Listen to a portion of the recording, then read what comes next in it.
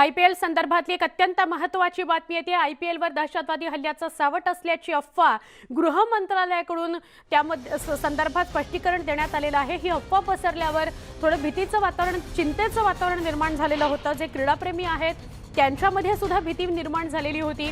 Wankhede स्टेडियमची recce झाली नसल्याची माहिती समोर येते। गृह मंत्रालयाकडून स्पष्टीकरण देण्यात आलंय की ही अफवा आहे, अफवेवर लक्ष ठेवू नका किंवा त्यामुळे घाबरून जाऊ नका।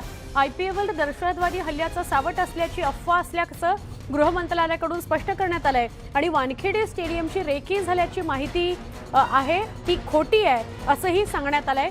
वानखेडे स्टेडियमची कुठल्याही स्वरूपाची रेकी झालेली नाही, असं काही घडलेलं नाही आणि आयपीएलवर दहशतवादी हल्ल्याचं सावट नाही असं स्पष्ट करण्यात आलंय गृह मंत्रालयाकडून।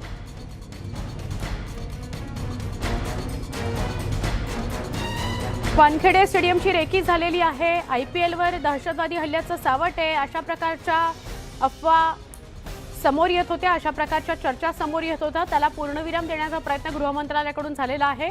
वानखेडे स्टेडियमची रेकी झालेली नाही असं स्पष्ट करण्यात आलंय। त्याच्यासोबतच